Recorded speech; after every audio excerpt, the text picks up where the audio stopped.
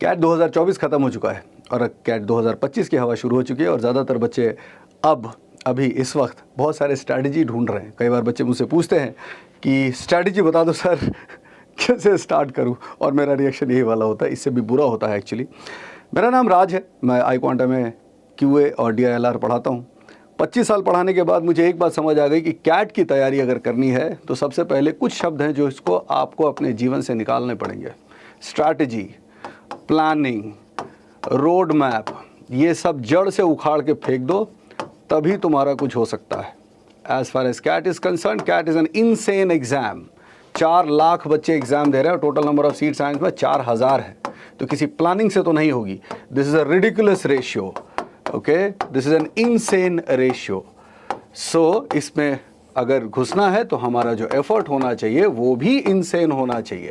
इस बात को जितनी जल्दी आप समझ लेंगे आपके लिए रास्ता उतना आसान हो जाएगा।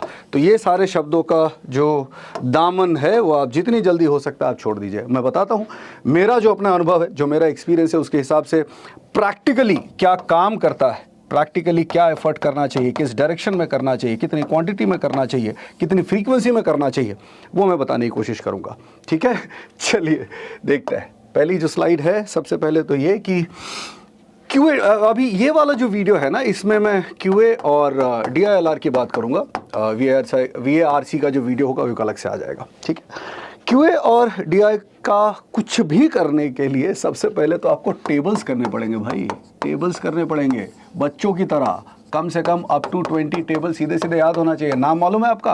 अगर आपका नाम रमेश है और क्या स्पेलिंग है, RAMESH है या क्या है, वो स्पेलिंग की तरह जैसे आपको अपना घर का एड्रेस याद होता है, जैसे आपका मोबाइल नंबर और 2-4 मोबाइल नंबर इंपॉर्टेंट आपको याद होते हैं, उसी तरह से टेबल्स अप टू 20 करना ही पड़ेगा। ऑप्शन नहीं है, उसका कोई शॉर्टकट नहीं हो सकता। घर बनाते हैं, घर बनाने के लिए हमको दीवार बनानी होती है, दीवार में हमें ब्रिक्स लगते हैं, तो ब्रिक्स तो चाहिए ना, यही वो ब्रिक्स हैं। और भी चीज़ें हैं, छोटी छोटी चीज़ें हैं जो मैं आपको बताता हूँ। Squares and cubes up to 30, right. इसके अलावा और भी कर सकते हो। अप टू 100 जो नंबर्स हैं, 2 डिजिट के नंबर्स एक्चुअली सबसे ज़्यादा इंपॉर्टेंट होते हैं। सो अप टू 100, जैसे नंबर्स एंडिंग इन 5 हो गए, नंबर्स एंडिंग इन 1 हो गए, एंडिंग इन 5, एंडिंग इन 1, इनके स्क्वायर्स आपको आने ही चाहिए, सीधे सीधे मालूम होना चाहिए। 75 का स्क्वायर बोला तो 5 के लिए 25, 7 8 जा 56, 5625 ये इसका स्क्वायर होता है। 81 का स्क्वायर बोला, 81 का स्क्वायर 1, 8 दूना 16, 64 एंड 165, 6561। अब इसके फायदे क्या होते हैं ये भी समझिए। 81 9 का स्क्वायर होता है तो 9 टू द पावर 4, 93 का स्क्वायर होता है तो 3 टू द पावर 8। सो एक साथ आपने 3-4 चीजें कंप्लीट कर ली अगर आप इस नंबर के बारे में जानते हो तो। उसी तरह से और भी कुछ चीजें ऐड कर सकते हो। 2 का पावर्स, 3 के पावर्स से 2 का पावर 1 से लेकर के 2 का पावर 20 तक। Table, use table and calculate. Table इस्तेमाल करके उसको कैलकुलेट कीजिए, बीच में कोई स्किप मत कीजिए, वहां पे कोई स्ट्रैटेजी मत बनाइए, वहां पे कोई शॉर्टकट मत लगाइए। 3 टू द पावर 12 तक करिए, 5 टू द पावर 1 से लेके 5 टू द पावर 10 तक कैलकुलेट कीजिए अपने हाथों से। और सबसे इंपॉर्टेंट बात, पेन पेपर पे, पेन पेपर पे, पेन से पेपर पे कैलकुलेट कीजिए। खाली वीडियोस देख के, खाली स्ट्रैटेजीज का वीडियो देख के ये सब काम नहीं होता। ये सारी चीजें आपकी मसल मेमोरी में जानी चाहिए। इतना सिंपल सा लॉजिक है। मसल मेमोरी कौन सा वाला, बाइसेप वाले में नहीं दिमाग का जो मसल मेमोरी है उसके अंदर जाना चाहिए। और ये तभी पॉसिबल है जब आप इसको अपने हाथों से कैलकुलेट करेंगे 2 बार 3 बार। ज़्यादा टाइम नहीं करना होता, 2-3 बार करना होता है, फिर वो आपका अपना बन जाता है। और जब आप उसको अपना बना लेते हो तो ही वो आपके लिए यूजेबल होता है। चाहे कोई कितना भी शॉर्टकट सिखा दे, इनमें से कोई भी चीज़ आप इस्तेमाल सिर्फ तभी कर सकते हो जब आपने उसके ऊपर खुद प्रैक्टिस किया हो। ठीक है, तो ये हो गई सबसे पहली रिक्वायरमेंट। ठीक है, टॉपिक कोई सा भी हो, अगर क्वांटिटेटिव एबिलिटी की बात करें, DI की बात करें, तो उसमें नंबर्स का इस्तेमाल तो हर जगह होगा ना। नंबर चैप्टर का कोई क्वेश्चन हो या ना हो, नंबर चैप्टर के भी LCM SCF के कुछ कॉन्सेप्ट्स होते हैं, डिविजिबिलिटी टेस्ट के कॉन्सेप्ट्स होते हैं, वो आपको करना ही पड़ेगा। वो हर जगह इस्तेमाल होगा, खाली उसमें नहीं। ज्योमेट्री का कोई क्वेश्चन हो सकता है जिसमें हमें 18 से डिविजिबल नंबर चाहिए, राइट। DI का क्वेश्चन हो सकता है जिसमें हमें 11 से डिविजिबल नंबर चाहिए। या LCM SCF का कॉन्सेप्ट टाइम एंड वर्क में, टाइम स्पीड डिस्टेंस और बहुत सारे एरियाज में जहां पे इस्तेमाल होता है। ठीक। अलजेब्रा के अंदर आइडेंटिटीज फैक्टराइजेशन जैसे cubes A cube minus B cube का फैक्टराइजेशन होता है, A cube plus B cube का फैक्टराइजेशन होता है, A to the power N plus B to the power N, अगर एन ऑड हो तो इसका फैक्टराइजेशन बहुत ईजी होता है। तो ये सारी बेसिक चीज़ें आपको पता ही होनी चाहिए। और इसमें एक चीज़ है, जैसे जगह कम हो गई तो मैं एक काम करता हूँ, मैं इसको क्लीन अप कर देता हूँ। Quadratic is one of the most important expression. उसका सिर्फ क्वेश्चन अलजेब्रा में नहीं, ज्योमेट्री में क्वाड्रेटिक का क्वेश्चन हो जाता है यार, रेशियो प्रोपोर्शन में, टाइम एंड वर्क में क्वाड्रेटिक का क्वेश्चन आ जाता है, टाइम स्पीड डिस्टेंस के क्वेश्चन, जहां पे अगर इक्वेशन कुछ इस तरह से हो, x upon x minus a plus x upon x minus b, अभी पूरा क्वाड्रेटिक इक्वेशन बनेगा, इज इक्वल टू 1/c, इस तरह का कोई इक्वेशन है। अब इसको क्रॉस मल्टीप्लाई करोगे, क्वाड्रेटिक सॉल्व करके बनेगा। So quadratic is one thing जिसमें हम जो मिडिल टर्म स्प्लिट करते हैं ना, मिडिल टर्म स्प्लिट करते हैं, उसका फैक्टराइजेशन का जो तरीका है वो तो यूनिवर्सल है, कई सारे टॉपिक्स में इस्तेमाल होगा, वो अच्छे से आना ही चाहिए। और एक और बात, जो मैंने चीज़ें अभी तक बोली है करने के लिए, ये सारी 8th 9th तक की हैं। अब 8वीं 9वीं तो पास किया होगा ना भाई, अगर वो किया है उसको रिवाइज करो, अच्छे से रिवाइज करो। कैसे, वो मैं पहले बता चुका हूं, आपका अपना होना चाहिए, खुद का बन जाना चाहिए, तब आप उसको इस्तेमाल कर पाओगे। ठीक है। Basic properties of geometry. अब ज्योमेट्री का अप्रोच थोड़ा सा डिफरेंट होता है बाकी सारे चैप्टर्स के मुकाबले।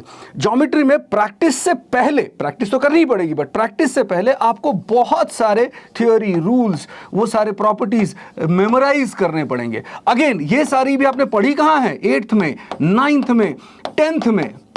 जितनी प्रॉपर्टीज कैट के एग्जाम्स के लिए, पिछले 25 साल का पेपर अगर आप देखोगे, जितनी प्रॉपर्टीज ज्योमेट्री मेंसुरेशन में इस्तेमाल होती हैं, उसका 90% प्रॉपर्टीज जो हैं वो 8, 9, 10th के ही हैं सारे के सारे। मतलब ये हुआ कि अगर कोई सिर्फ 8, 9, 10th की ज्योमेट्री पूरा का पूरा रिवाइज कर लेता है, तो ज्योमेट्री के क्वेश्चंस, मेंसुरेशन के क्वेश्चन कैट एग्जाम में 90% क्वेश्चन कर सकता है। 10% नहीं कर सकता है, मैं जानता हूं, क्योंकि कुछ टॉपिक्स ऐसे हैं जो 8, 9, 10 पे पढ़ाए नहीं जाते। 1-2 टॉपिक ऐसे, बट वो बहुत ही छोटे, 1-2 ही हैं, बट बाकी का 90% तो किया जा सकता है ना। ये तो यहाँ पे तो कोई नहीं बोल सकता कि मैं इंजीनियर नहीं हूं तो मैंने ये सब देखा नहीं होगा। इंजीनियर कौन सा ज्योमेट्री पढ़ता है भाई, वो भी तो 10th तक ही ज्योमेट्री पढ़ता है, उसके बाद वो ज्योमेट्री नहीं पढ़ता, वो कोई और सब्जेक्ट पढ़ता है।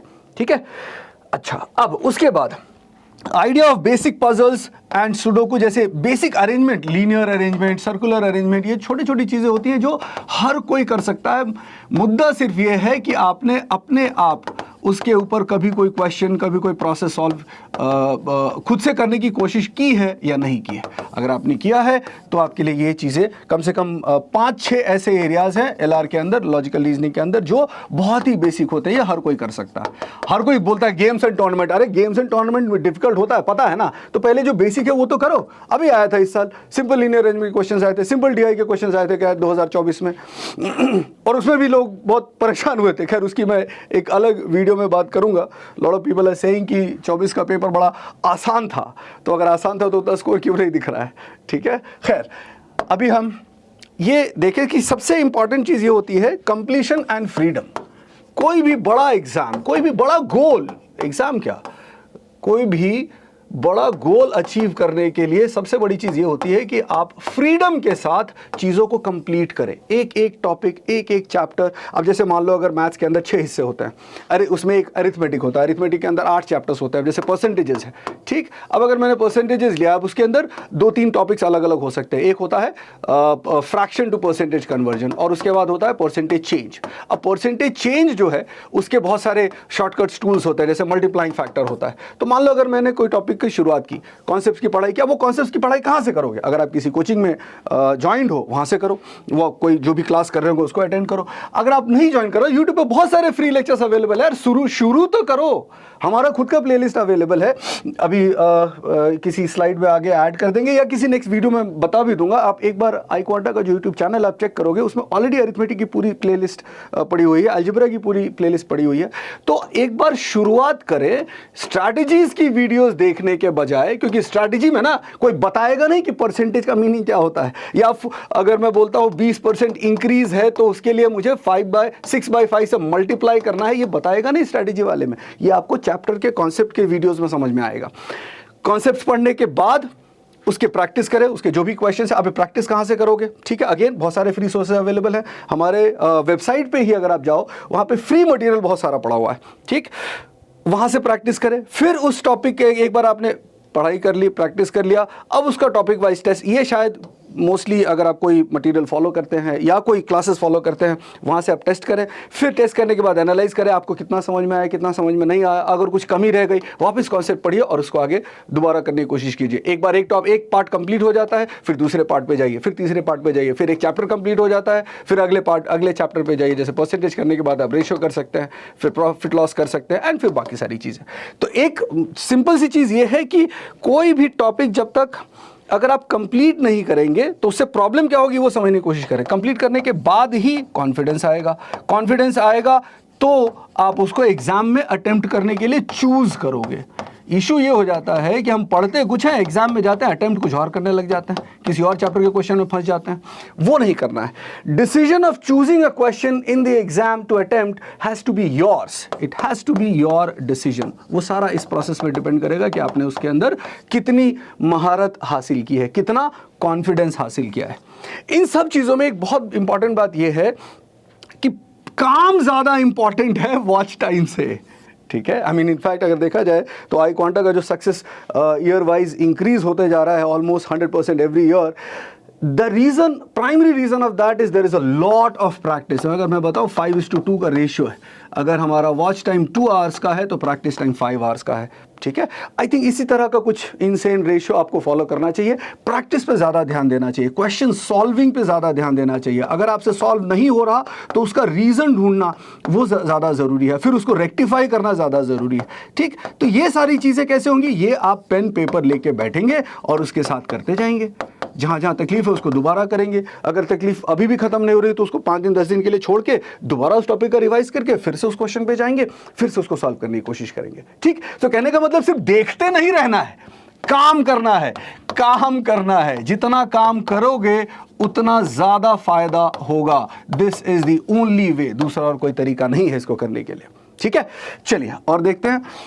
ये एक 7 स्टेप अप्रोच है हमारा। इसके अंदर जैसे अगर आप मान लो आई क्वांटा में ज्वाइन करते हो कैट का कोर्स के लिए, तो जैसे आप एनरोल करते हो आपको 2 चीज़ें इमीडिएटली मिल जाती हैं। एक है इंजीनियर्स वीआरसी, एक है नॉन इंजीनियर्स क्यूए। ये ऑलरेडी प्री रिकॉर्डेड वीडियोस हैं और ये बहुत ही बेसिक लेवल पे है। सपोज किसी का इंग्लिश बहुत वीक है तो वो यहाँ से शुरू कर सकता है। हमने जैसे नाम दे रखा है इंजीनियर्स वीआरसी, ठीक है।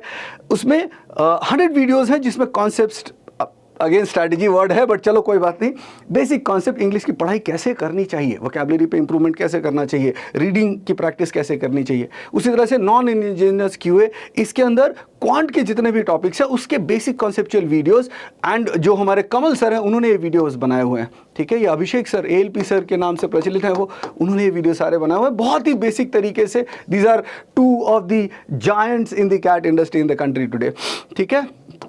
अब ये इससे क्या फ़ायदा होगा, इससे फ़ायदा ये होगा कि अगर तो आप बिल्कुल ही बहुत ही वीकनेस फील कर रहे हैं, आपका आधे से ज़्यादा फियर निकल जाएगा। इसका पर्पस ये है कि ये आपका फियर निकाल देगा, ठीक है। दूसरा, it will show you the exact path, it will show you the exact path to proceed in every topic, every chapter, every segment. वो बड़ा ज़रूरी होता है, ठीक है।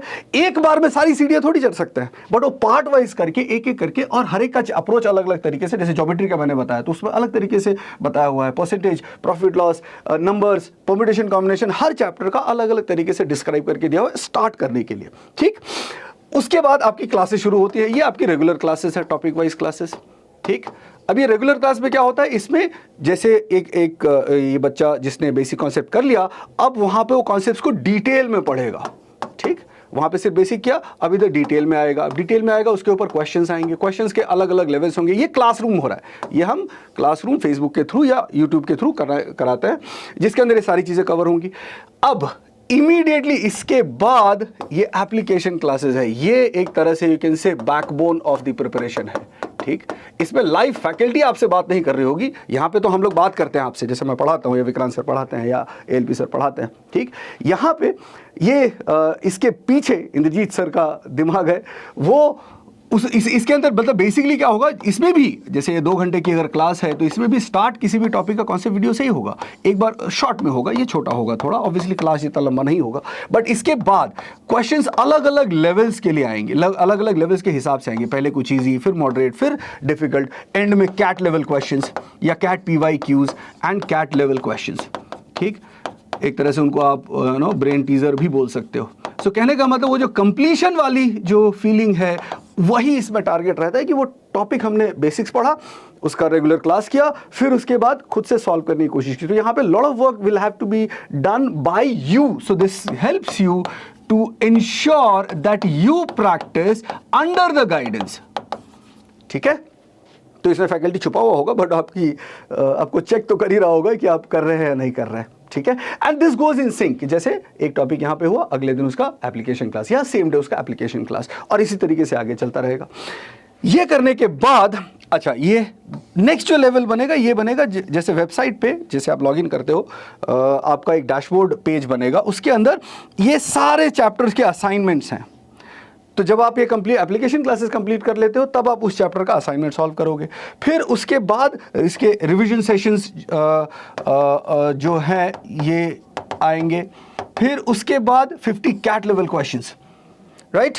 एंड फाइनली ये फाइनल स्टेप है जिसमें मैराथन होता है। मैराथन के अंदर again topic wise marathon, normally हम ही में से, मैं या एलपी सर या कमल सर, इनमें से कोई भी मैथ्स के लिए, इंग्लिश के लिए विक्रांत सर या एलपी सर लेंगे। ये एक फाइनल स्टेज है जहां पे हम मोस्ट डिफिकल्ट क्वेश्चंस सॉल्व करने की कोशिश करते हैं। ठीक है, और एक तरह से एक फाइनल रिविजन भी करने की कोशिश करते हैं। तो ये पूरा 7 स्टेप अप्रोच है। अब अगर इसमें देखो 5:2 का रेशियो मैं कैसे बता रहा था, देखो ये वॉच टाइम हो गया आपका। ठीक है, ये वॉच टाइम हो गया, 2 सेशन, 2 ऐसे हो गए। बाकी जो 5 स्टेप्स हैं इसमें आपकी खुद की प्रैक्टिस लगातार करते हो, और इसीलिए मैंने बोला 5:2 का ratio, watch time is to practice. Practice जितना ज्यादा होगा उतना ज्यादा फायदेमंद होगा। ठीक है, अच्छा, अब एक बड़ा इंपॉर्टेंट सा क्वेश्चन आता है कि व्हेन टू स्टार्ट मॉक्स। बहुत सिंपल सी बात है, अगर तो आपने पढ़ाई कर ली है तो मॉक स्टार्ट करो, सीधी सी बात है। चलो और कैटेगराइज करते हैं। अगर कोई रिपीटर बच्चा है जिसने इस साल कैट दिया है, पिछले साल कैट दिया, वो काफ़ी कुछ उसको ऑलरेडी आइडिया है या चैप्टर्स थोड़ा बहुत रिवाइज कर चुका है, थोड़ा बहुत याद है, फिर तो आप स्टार्ट कर लो थोड़ी, एक बार बेसिक रिविजन करके 1-2 महीने, then you start. Otherwise in general जो फ्रेशर है उसको जंप नहीं करना चाहिए। मैंने देखा है बहुत सारे टॉपर्स भी ऐसा बोलते हैं कि मैंने 100 मॉक्स किया या 60 मॉक्स किया, डजंट मैटर यार, वो उसको कर लिया होगा, उसने करने दो उसको। आप ये देखो कि क्या आप इन चारों क्वेश्चंस का आंसर कर सकते हो। पहला क्वेश्चन क्या है, have I completed 50% of quant syllabus. मैं इसमें DILR भी ऐड कर देता हूँ। ठीक, अब 50% कैसे होगा वो अगले लाइन में आ जाएगा। कंप्लीटेड 50% ऑफ क्वांट्स, एंड उसमें भी 50% ऑफ क्वांट्स में भी ना, जैसे अरिथमेटिक मेजरली कंप्लीट होना चाहिए। ठीक है, अरिथमेटिक मेजर कंप्लीट होना चाहिए एंड अलजेब्रा मेजर कंप्लीट हो जाना चाहिए। ये 2 चीज़ें तो है जो ज़रूरी है, बिकॉज इसके बिना फिर आप ज़्यादा कुछ कर नहीं पाओगे। अगर 22 क्वेश्चन हैं, अरिथमेटिक के ही 7-8 क्वेश्चन हो जाते हैं, अलजेब्रा के 5-6 क्वेश्चन हो जाते हैं, और वो क्वेश्चन ज़्यादा ये आसान होते हैं, ज़्यादा डुएबल होते हैं, देखने से भी है ना, छोटे छोटे क्वेश्चन होते हैं, बहुत लंबे चौड़े नहीं होते। ठीक, और उसमें जैसे अरिथमेटिक के ज़्यादा क्वेश्चन तो डेली लाइफ सिचुएशन से रिलेटेड होते हैं ना, जो आपके लाइफ में नॉर्मली घट रहे होते हैं, परसेंटेज, प्रॉफिट लॉस रेशियो, इस तरह की चीज़ें, तो वो थोड़े करने आसान होते हैं। तो एक रिकमेंडेशन या सजेशन बहुत क्लियर है कि कम से कम 50-60% सिलेबस कंप्लीट किया हो, arithmetic algebra major portion complete कर लिया हो। थोड़ा बहुत बचा है, जैसे अलजेब्रा का फंक्शंस बचा है, ठीक है चलेगा, अरिथमेटिक में 1-2 चैप्टर बचे चलेगा, लेकिन उतना करने के बाद ही आप मॉक की तरफ जाने की सोचें तो बेहतर होगा। अच्छा, LRDI में नॉर्मली 12 सेगमेंट्स होते हैं। ठीक, और नॉर्मली हम ऐसा बोलते हैं कि एक सेगमेंट के ऊपर कम से कम 20 सेट सॉल्व किए हो, and that is why a lot of times in my previous videos you would have seen कि मैं बोलता हूँ कि 250 सेट का टारगेट होना चाहिए। ठीक, उसमें से कम 100 सेट अगर आप कर चुके हैं, then it makes sense that you move forward to a mock. Otherwise, you know, एक 100 सेट्स का मतलब ये हो गया कि 12 में से आपने कम से कम 6 सेगमेंट्स तो टच कर ही दिए होंगे ना, और 6 सेगमेंट में कम से कम 8-8, 10-10 सेट, 8 to 10 सेट्स ईच। अगर आप इस तरह से, जैसे सेगमेंट्स मतलब जैसे लीनियर अरेंजमेंट 1 सेगमेंट हो गया, सर्कुलर अरेंजमेंट 1 सेगमेंट हो गया, गेम्स एंड टूर्नामेंट 1 हो गया। ठीक, ग्राफ के अंदर अलग अलग चीज़ें, लाइन ग्राफ 1 सेगमेंट हो गया, पॉइंट ग्राफ, जैसे जैट में एक बड़ा मस्त क्वेश्चन देखा मैंने, ऐसे इस तरह से छोटे डॉट्स और बड़े डॉट्स इस तरह से अलग अलग होते हैं, तो बड़ा डॉट का कुछ अलग डेफिनेशन होगा, छोटे डॉट का अलग डेफिनेशन होगा। तो हर तरह के सेगमेंट के 8 से 10 सेट्स अगर आपने कर लिए हैं, चलो 6-7 सेट भी किया ना, तो टेस्ट लेने का, मॉक टेस्ट लेने का फायदा है। ठीक, दूसरा, have I gone through any previous year paper.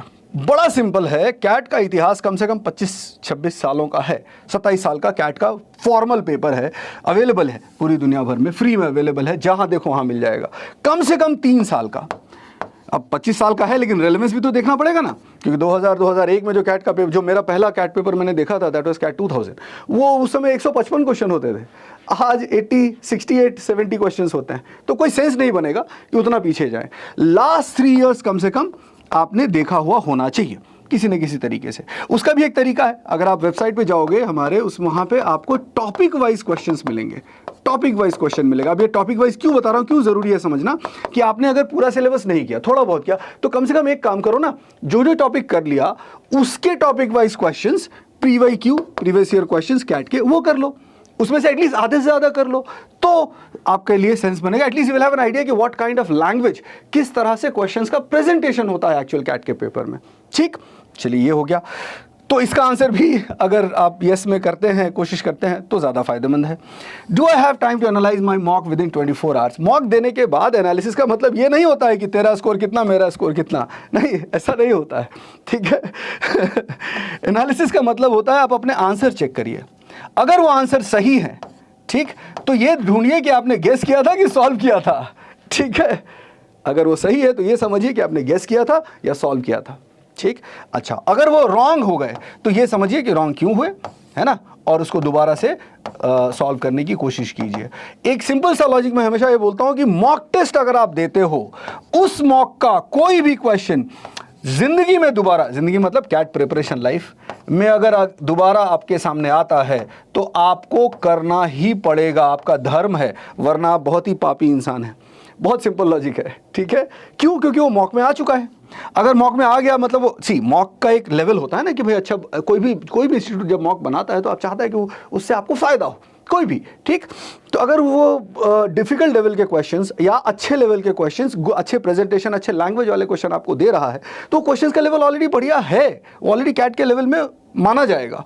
तो और वो क्वेश्चन आपके सामने आ भी चुका है, तो अगर इस अपॉर्चुनिटी के बाद भी आप उसमें कुछ गड़बड़ करते हैं, देन तो obviously I would say there is a problem of genuineness. So एक चीज आप हमेशा याद रखें, आप चाहे 15 मॉक करें या 50 मॉक करें, मॉक का कोई भी क्वेश्चन दोबारा अगर आएगा, please make sure that you should be able to do it, ठीक ना। ओवरऑल इन जनरल, वैसे यहां पे हमारे मित्र सनी ने लिखा है कि एटलीस्ट 3 यस, मैं चाहूंगा कि एटलीस्ट 4 यस हो। 4 ही क्वेश्चन है, तो चारों के 4 अगर यस हो तो आप उसको मॉक्स में जाने की कोशिश करिए। देखो, मॉक का मतलब क्या होता है? मॉक का मतलब होता है टेस्ट, राइट। जब हमें बुखार होता है, फीवर होता है, तो हम टेम्परेचर चेक करते हैं। कैसे चेक करते हैं? थर्मामीटर लगाते हैं। तो थर्मामीटर कैसे लगाते हैं भाई? सुबह लगाया, फिर दवाई खाई, खाना खाया, एनर्जी थोड़ा बॉडी को महसूस करने की कोशिश की, फिर शाम को चेक करेंगे ना, फिर अगले दिन चेक करेंगे ना। ऐसा तो नहीं है कि सुबह 8 बजे चेक किया, फिर 9 बजे चेक किया, फिर 9:15 बजे चेक किया, ऐसा तो नहीं होगा। Mock test is thermometer, please try and understand that, ठीक है।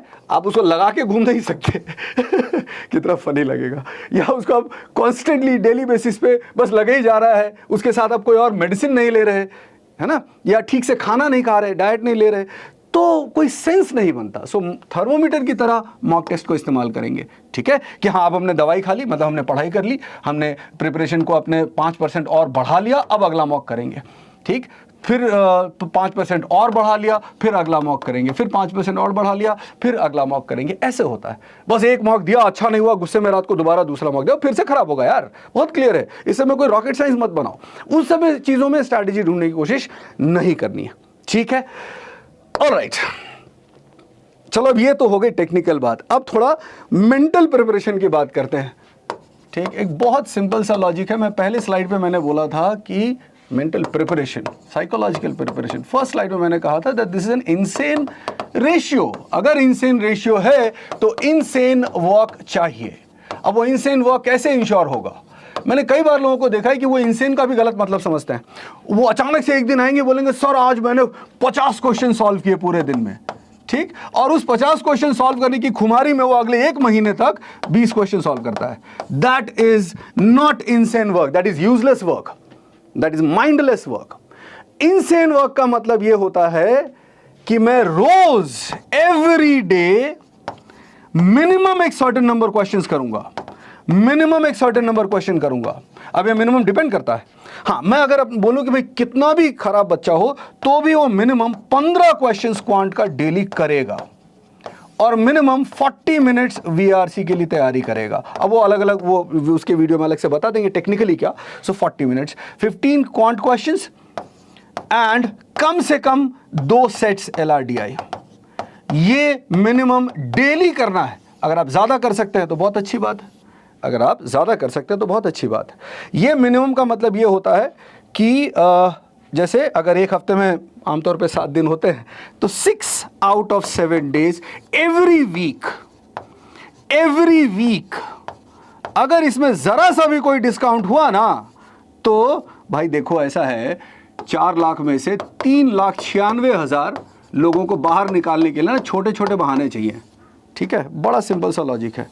6 दिन out of 7 days every week, at least 26 days every month, ये काम होना चाहिए। इसको इंसेन बोलेंगे। माय गॉड, चलो भगवान को तो मैं मानता नहीं, बट इमेजिन अगर ये काम 300 दिन तक कर दिया, 300 डेज तक अगर ये रेशियो मेंटेन किया तो मजा आएगा, तो वो कंप्लीशन की फीलिंग आएगी, तो कॉन्फिडेंस आएगा। ठीक है, तो फ्रीडम होगा, तब आप शांति से पीसफुली एग्जाम दे पाओगे। ठीक है, तो इस बात को समझने की कोशिश करें कि कंसिस्टेंसी इज द बिगेस्ट और द मोस्ट इंपॉर्टेंट की ऑफ दिस एंटायर प्रोसेस। आप ये स्ट्रैटेजी वो स्ट्रैटेजी, 1000 भरे पड़े हैं यूट्यूब पे, एक सर्च करो साला हज़ारों वीडियोस निकलते हैं, वो देखते रहो, उससे कोई फ़र्क नहीं पड़ने वाला, कोई फ़ायदा नहीं होगा। काम करेंगे, काम एक कंटिन्यूअस तरीके से करेंगे, नहीं समझ आएगा दोबारा करेंगे, फिर से नहीं समझ आएगा, करते रहेंगे जब तक समझ में नहीं आता, क्योंकि और कोई तरीका है ही नहीं। ठीक है, कम से कम मैं शायद तीसरी बार भी बोल रहा हूँ कि मैं 25 साल के एक्सपीरियंस के हिसाब से बोल रहा हूँ, दूसरा और कोई तरीका नहीं होता है। ठीक, क्यों? क्योंकि बड़ा आसान है सेलेक्टर्स का काम, 3,96,000 लोगों को धक्के मार के निकाल देना है सीधे सीधे, है ना। 4 लाख लोग फॉर्म भरते हैं ना। अब इसको तुम नेगेटिवली लेते हो पॉजिटिव लेते हो, तुम्हारी प्रॉब्लम है। सच्चाई यही है, ट्रूथ यही है। अच्छा एग्जाम है, right, it's a good exam. Good exam किस हिसाब से? Good exam in terms of content. बढ़िया क्वेश्चंस पूछते हैं ना यार, ताकि अच्छे लोग जा पाए।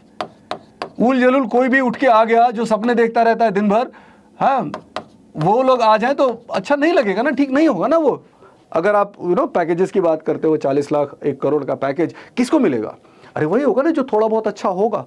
तो अपने आप को अच्छा साबित करने के लिए कैसे करोगे? आप चीटिंग तो कर नहीं सकते, शक्ल देख के मिलने नहीं वाला। एग्जाम देना होगा, एग्जाम के अंदर परफॉर्म करना होगा। वो परफॉर्म किस तरह से होना चाहिए? इंसेन होना चाहिए। कौन सा वाला इंसेन कि हफ्ते में 1 दिन उठ के या महीने में 1 दिन उठ के काम कर लिया, वैसा वाला नहीं।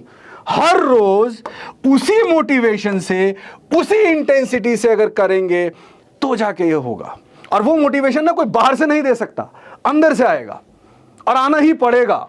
जिसको आएगा वो कर पाएगा, जिसको नहीं आएगा वो नहीं कर पाएगा। I mean, end of the day, the job, the work that you are going to get, or anything that you do after completion of your MBA from any of the prestigious institute, उसका जो outcome मिलेगा वो उसका इस्तेमाल कौन करने वाला है? आप ही करने वाले हो ना। तो अगर आप करने वाले हो तो एफर्ट कौन करेगा? आप ही करोगे। क्रेडिट अगर आपको मिलना है तो मेहनत भी आप ही को करनी पड़ेगी। हाँ, आपको हेल्प कर सकते हैं हम लोग। हेल्प कैसे कर सकते हैं? छोटे छोटे टारगेट्स बता सकते हैं रिलीजियसली। अगर आप किसी रिलीजन को मानते हो, नहीं मानते हो, जो भी religious as in English dictionary meaning, उन छोटे टारगेट्स को फॉलो करो। नहीं पूरा होता है मत सो। Do not sleep on that day if you are not able to complete that target. कर सकते हो ऐसा? करते हो तो हो ही। नाइट आउट तो करते ही हो आप लोग, मस्ती तो करते ही हो, साल में एटलीस्ट 40-50 दिन करते हो। इसके लिए कर दो अगले 300 दिन। ठीक, कोई फंक्शन, कोई पार्टी, कोई बर्थडे, कोई बॉयफ्रेंड, कोई गर्लफ्रेंड, कोई काम नहीं आने वाला। इस पे पूरा टाइम, इस पे पूरा फोकस लगा के रखेंगे तो इसका आउटकम बढ़िया मिल सकता है। Then everything else will follow. I mean we all know that, उसकी तो बहुत सारी कहानियां हैं। ठीक है, alright, so this is where I will end. या this is the course detail. अब ये तो आपके इंस्टाग्राम, फेसबुक फीड पे आता रहेगा। बट या whatever I said about the programme and so on, जो भी मैंने बताया उसका एक समरी यहाँ पे दिया हुआ है। ये मैं हूँ, Kamal sir, Jeet sir, LP sir, Vikrant sir. ठीक, हम लोग पढ़ाएंगे। हमारा होल एंड सोल मोटो यही रहता है कि हम जितना हो सके, जैसे भी हो सके चीज़ें इंक्लूड करते रहें लगातार। ऑलरेडी इतना लंबे चौड़े प्लेलिस्ट है अलजेब्रा के या बाकी चीज़ों के यूट्यूब पे, बट हम लगातार कोशिश कर रहे हैं, रोज़ डिस्कस करते हैं कि कुछ नया और ऐड करें, कुछ नया इंक्लूड करें ताकि बच्चों की हेल्प हो।